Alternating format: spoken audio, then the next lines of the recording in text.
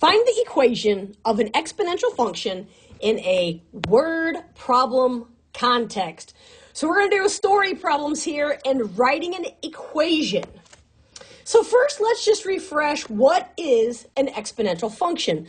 So remember, an exponential function will look in the form f of x equals a times b to the x, where the f of x simply says this is a function of the input variable x, where x is now the independent variable as the exponent.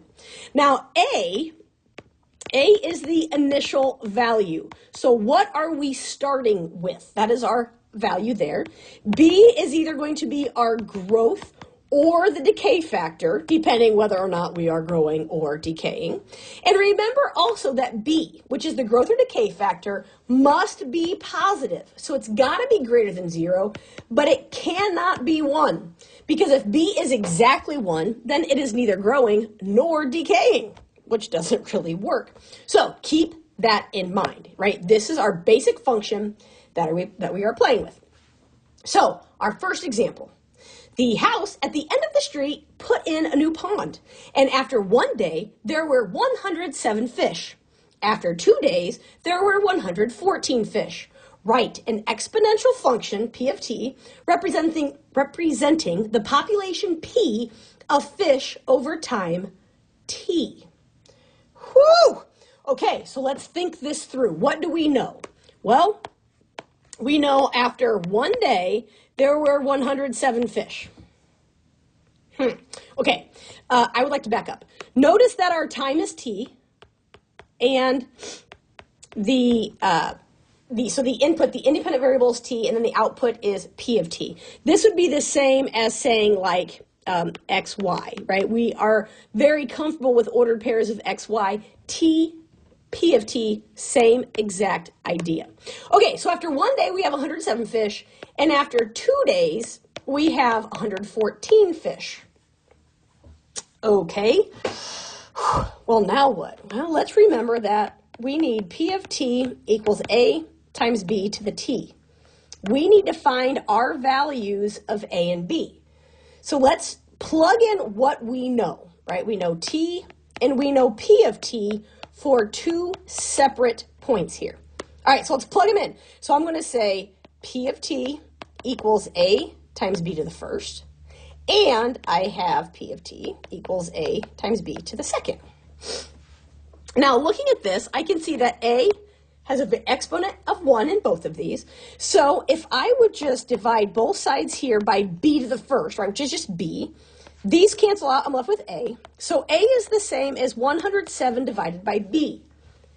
Now, I can take this value of a, because a is the same as 107 over b, and I can substitute it into my second equation. So this is the same as 114 equals 107 over b times b squared. Right? So I just substitute it in to the second equation.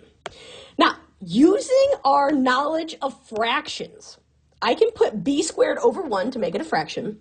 And now because I have b to the first in the denominator and b to the second in the numerator, remember this is the same as having b times b over b, which means one of these b's are going to cancel out, leaving me with just a single b. Okay, so this goes away. This goes to just 1b. So I have 114 equals 107b. Well, to get b by itself, I divide both sides by 107, and I find out that b equals approximately 1.07. I'm rounding. That is a round, okay? It's 1.065. It goes on and on and on. I'm just going to round to 1.07.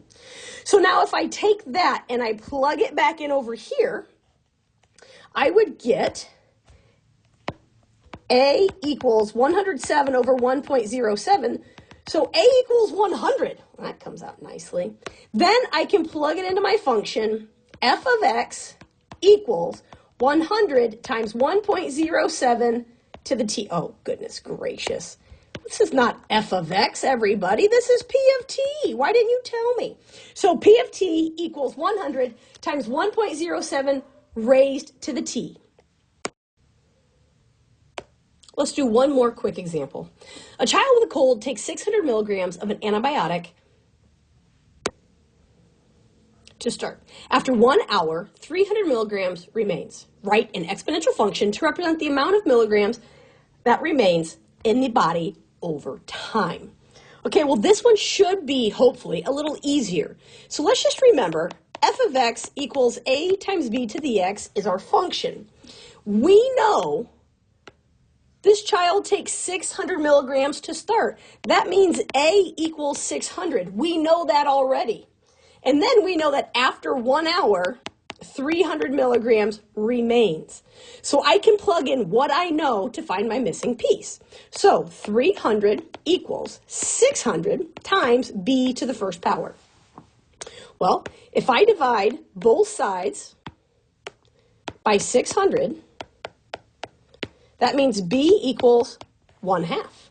So my final answer is f of x equals 300.